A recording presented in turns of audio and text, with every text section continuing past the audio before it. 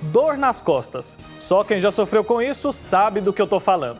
Recentemente, mais pessoas estão buscando informações sobre esse assunto e esse aumento pode estar relacionado ao home office. Por isso, um especialista vai falar com a gente hoje para tirar dúvidas sobre o assunto. E como em toda quarta-feira, hoje a gente vai conferir o comentário do missionário redentorista Padre Jesus Flores. Ele traz uma reflexão sobre a atual situação da crise do coronavírus no Brasil. E nós vamos acompanhar também uma história inspiradora em Minas Gerais. Um grupo de amigos se reúne aos domingos para distribuir macarronada aos moradores em situação de rua em Belo Horizonte.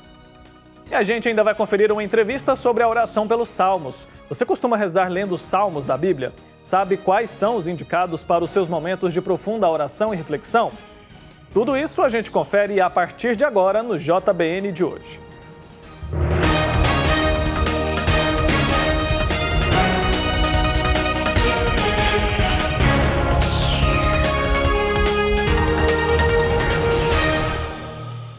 Uma boa noite para você, seja muito bem-vindo ao JBN de hoje. Olha só, nos últimos dias, a busca pela expressão dor nas costas no Google tem batido recorde. É isso mesmo, uma das explicações pode estar associada ao trabalho em casa, que se tornou rotina para muitas pessoas nesse período de pandemia. E para falar sobre esse assunto, eu converso agora com o Guilherme Neto, ele que é fisioterapeuta, especialista em dor crônica e reabilitação neurológica. Uma boa noite, obrigado por falar com a gente. É um problema muito comum, a dor nas costas, né?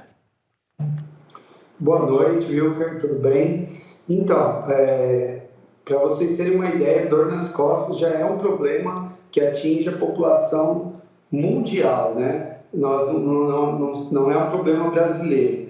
Mas no isolamento social, nós temos um agravamento desse problema, principalmente pelo home office, pelas pessoas estarem trocando dia pela noite, pessoas trabalhando deitadas na cama, no sofá, e também uma coisa que vale ressaltar, as mulheres, apesar das mulheres estarem afastadas das funções originais, elas estão tendo uma sobrecarga, principalmente nas atividades domésticas e também na relação com os filhos, com os maridos, o que sobrecarrega muitas atividades e gera um quadro de dores, principalmente dores das costas, né?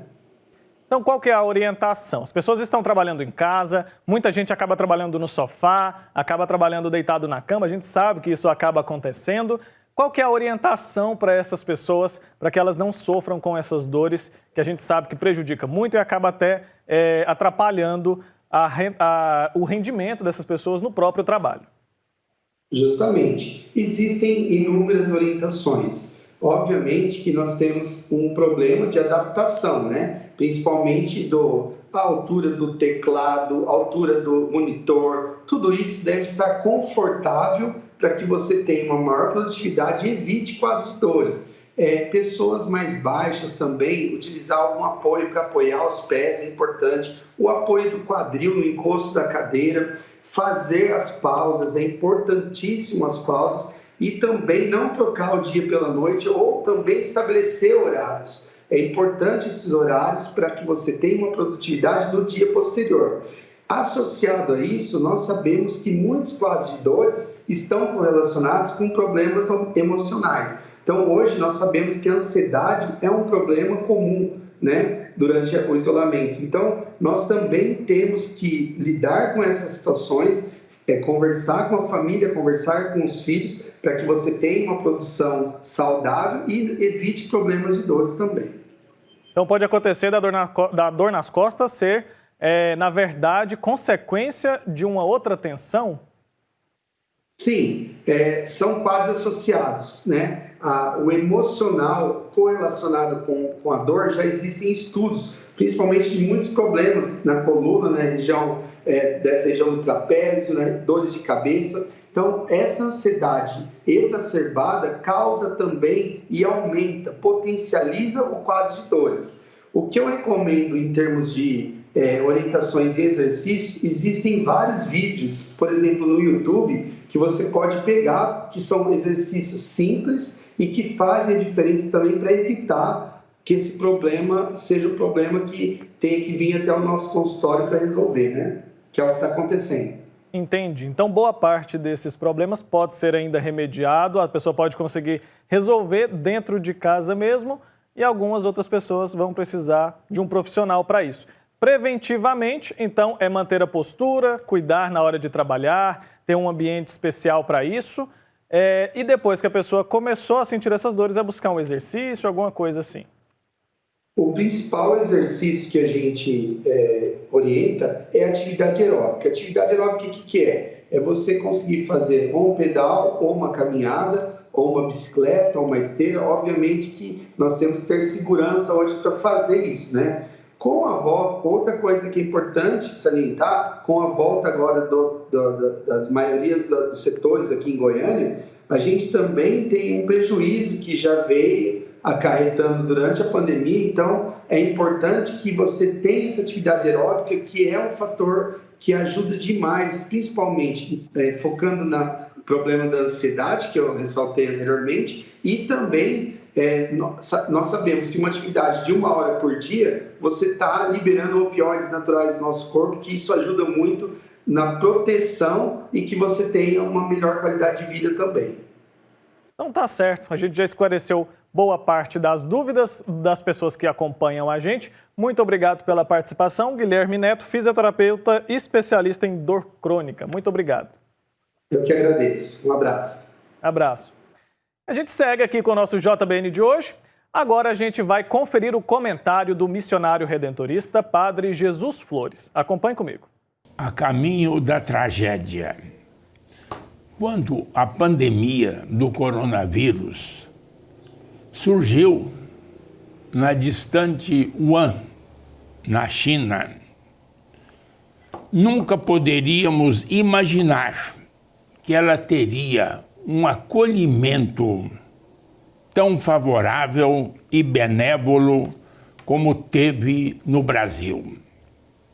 Chegou ao Brasil, espalhou-se por todo o território nacional, sem encontrar quem a enfrentasse com competência. Foi menosprezada e subestimada pelo presidente da República, pelo seu governo e apoiadores. Ontem, o número de infectados era de 1.931.204 e de mortos 74.262. O governo federal se demitiu, esvaziou o Ministério da Saúde de suas funções, não investiu o dinheiro destinado ao combate contra o coronavírus. Isolou-se, omitiu-se e lavou as mãos. Os governos estaduais e municipais, entregues à própria sorte, cederam à pressão dos empresários e da própria população, que ainda não descobriu e acordou para a gravidade do coronavírus. Resolveram abrir no momento mais inadequado e difícil, justamente numa semana em que houve a maior letalidade desde o começo da pandemia no Brasil. Vale aqui o comentário de um professor de Nova York. A reação do Brasil ao coronavírus tem sido desastrosa.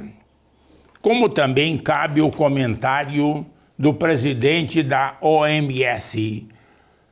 Países como os Estados Unidos e o Brasil estão caminhando na direção errada. Ao menos você, prezado telespectadores, use dos instrumentos mínimos para preservar a vida se você tem amor à sua vida.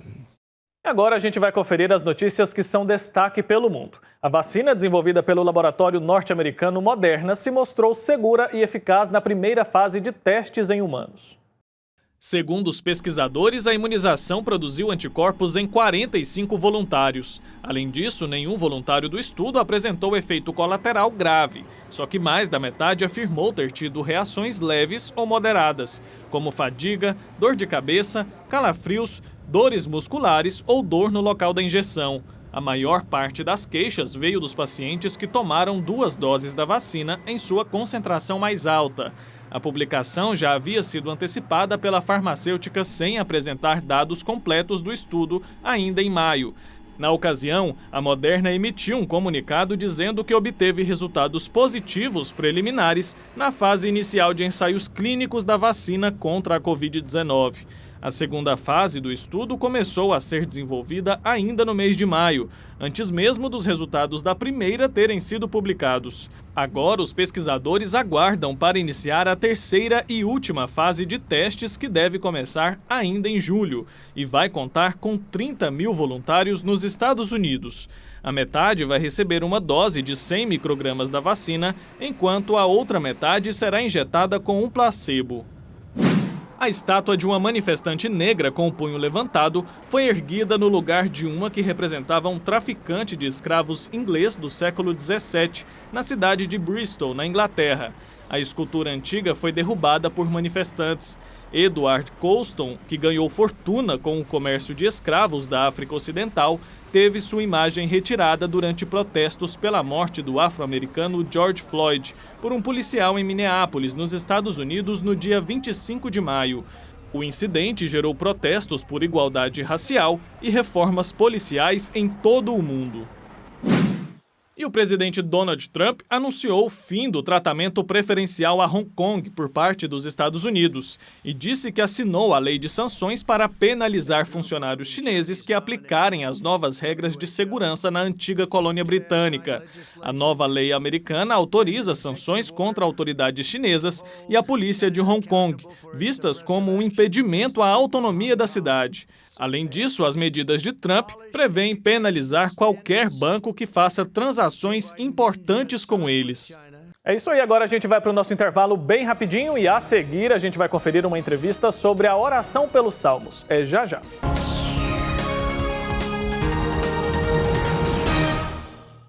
O amor do Pai Eterno está presente em todo lugar. E a missão da AFIP é levar esta mensagem adiante.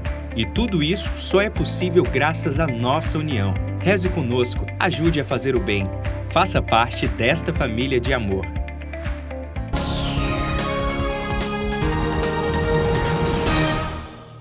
Estamos de volta com o JBN de hoje. Muito obrigado pela sua companhia. Você aí que acompanha o JBN costuma rezar lendo os salmos da Bíblia? A nossa entrevista agora traz este assunto: as formas e quais os salmos indicados para os seus momentos de profunda oração e reflexão. Vamos acompanhar. A vós louvor, honra e glória eternamente. A vós louvor, honra e glória eternamente.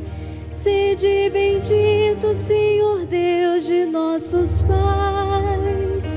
A vós louvor, honra e glória eternamente. Sede bendito, nome santo e glorioso. A vós louvor, honra e glória eternamente. O livro dos Salmos é uma mina de ouro para os cristãos. Contém louvores e várias expressões de sentimento que gera confiança na fidelidade de Deus.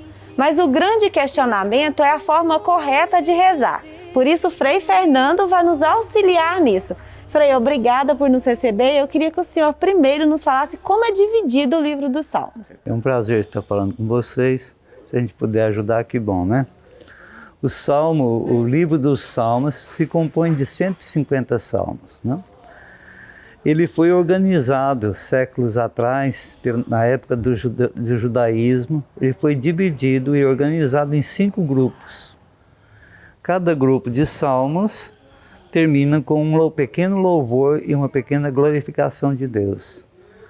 Então esses salmos são não tem tema nas divisões. E também a organização, de certo modo, não foi cuidada por temas ou por autor. O saltério ele foi simplesmente, de modo quase automático ou artificial, se dividiu em 5 partes. E essas partes, simplesmente, ele foi dividido em 5 para imitar o livro de Moisés, que também é dividido em 5, que é o Pentateuco. São 5 livros, 5 grupos, tá? E eles são, portanto, a composição deles, ou vamos dizer, o tema de cada salmo, não está, exceto o primeiro salmo e o último, que inicia a coleção, que é o Salmo 1, que fala das 2 vias que o homem tem diante de si na vida. Ou você escolhe a via da justiça ou a via da impiedade. E o último, que é um grande louvor, um convite a um grande louvor. Então isso aí quer dizer, isso aí foi querido. No mais, dentro, os salmos estão ajuntados praticamente de modo quase que natural e não por temas. Frei, e qual que é a principal mensagem que esse livro passa para os cristãos? É uma coleção de orações. Ele surgiu ao longo da história do povo bíblico, ao longo da história da salvação, como nós falamos na igreja, e eles foram sempre a expressão de um povo religioso. Os salmos surgiram em diversas situações do povo de Deus como louvor, como súplica, como pedido, como agradecimento. Então, é aí que está a mensagem, quer dizer, a mensagem do saltério dos salmos, a gente chama saltério é o conjunto dos salmos, é justamente incentivar um povo a ser orante. Ele é o livro da oração. Frei, e os fiéis que nos acompanham agora, como eles podem escolher o salmo ideal? É de forma aleatória? Qual a dica que o senhor tem? De forma aleatória propriamente. Embora nas nossas Bíblias, geralmente no aparato final, tem lá sugestões de situações nas quais você pode escolher um ou outro salmo. Como eles são numerados em ordem direta, né, então aí os temas, faz uma sugestão dos diversos temas que o salmo tem, e a pessoa pode escolher conforme o seu gosto, a sua necessidade ou a sua situação. E existe uma forma correta para rezar, alguma dica? Muito cedo a igreja começou a explorar no sentido de usar no seu culto, nas celebrações do primeiro dia da semana, a saber, o domingo, o salmo já fez parte desta liturgia, deste culto. Então, hoje em dia, a igreja tem então a coleção das leituras que são usadas em cada domingo, se chama lecionário. E esse lecionário, essa coleção de leituras, é distribuído em 3 grupos: o ano A, ano B, ano C. E cada culto, cada celebração dominical tem 4 páginas da Bíblia. Primeira leitura, o salmo do dia, e a segunda leitura e o evangelho. Para passar da primeira para a segunda leitura, se sugere um salmo. Geralmente a escolha tem a ver com o evangelho. O salmo é como assim um passo musicado, cantado, entre a primeira e a segunda leitura, preparando para o evangelho. Frei, muito obrigada pelos esclarecimentos e que cada pessoal de casa possa rezar o salmo, então, com muita fé. Exatamente. Né? E sabendo, assim, que hoje em dia, nas Bíblias católicas, das publicações católicas, principalmente aquela da conferência, em cima do texto de cada salmo, que está em ordem numérica, tem um título. Esse título já sugere, por exemplo, hino ao bom pastor. Então, é claro, está sugerindo que você vai orar com um rebanho. O pedido de perdão, súplica na prisão, agradecimento por uma enfermidade curada. Então, os temas já sugerem para a pessoa então pode folhear. Às vezes a gente encontra nas publicações da Igreja Católica livrinhos só com o salmo, para você carregar na bolsa, no bolso, como você quero dizer um louvor para o Senhor enquanto estou viajando, pego lá o livrinho, escolhe um tema e aprofunda e aproveita. Obrigada. De nada. Um bom dia. Sede bendito no celeste firmamento, a vós louvor, honra e glória eternamente. A vós louvor, honra e glória eternamente. Fazer o bem ao próximo. Foi isso que motivou o Frederico de Belo Horizonte, em Minas Gerais, a servir macarronada a moradores de rua todos os domingos. Uma história inspiradora que você acompanha junto comigo a partir de agora. Há 7 anos, o projeto Macarronada Solidária reúne um grupo de amigos para fazer marmitas para alimentar a população em situação de rua em Belo Horizonte. O projeto foi idealizado por Frederico, que viu a necessidade de ajudar essas pessoas. Viemos para cá, eu e mais 2 amigas, e fizemos a distribuição. Quando eu cheguei em casa, eu virei para mim mesmo e falei, nossa, é tão bacana o que eu estou fazendo, por que eu não faço mais vezes durante o ano? E usei a internet, essa maravilha que o ser humano criou, para fazer um pedido para os meus amigos. Gente, eu quero fazer algo pelos moradores de rua. Quem quer me ajudar? Apareceu um tanto de gente. Fomos negociando, conversando, etc. No dia 4 de fevereiro, fizemos a primeira macarronada solidária aqui. 7 anos atrás. Não tinha nada disso que você está vendo aqui. Éramos nós, nossa motivação, a comida e a vontade de fazer. As marmitas são feitas através de doações e produzidas por alguns voluntários como Fernando, que está no projeto há 5 anos. Iniciei por intermédio da minha filha.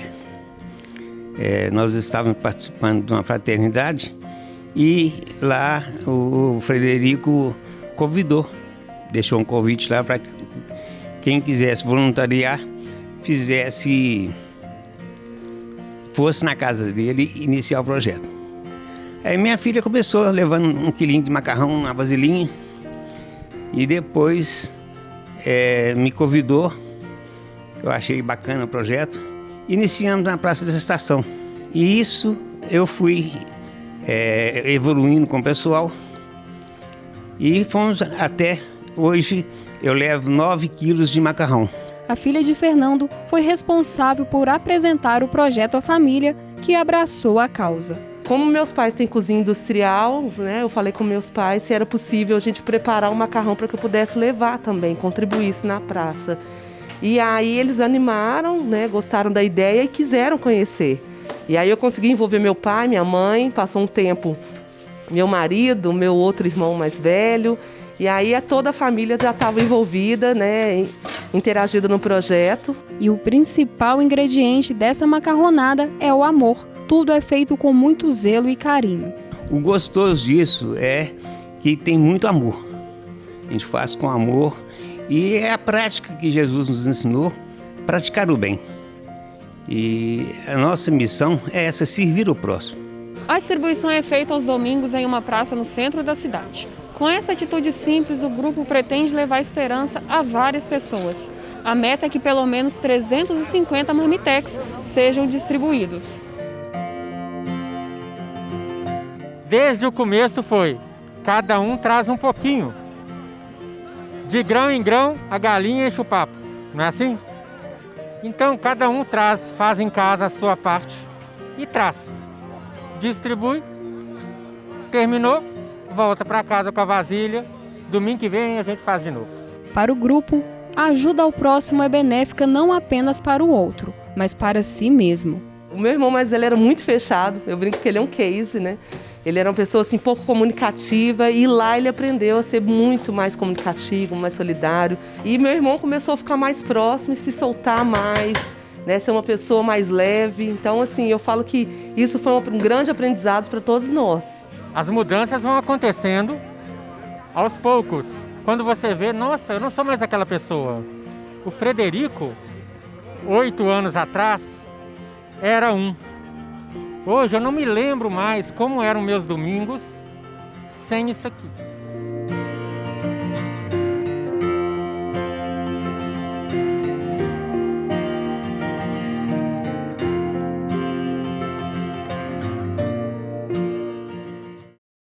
É isso aí, que exemplo, né? Vamos todos, então, aprender com o Frederico essa lição, de que ajudar o próximo faz tão bem para quem doa quanto para quem recebe. E é com essa história que a gente termina o JBN de hoje. Muito obrigado pela sua audiência. A gente vai ficando por aqui, mas amanhã eu volto. E é claro que eu conto com a sua audiência. Até lá!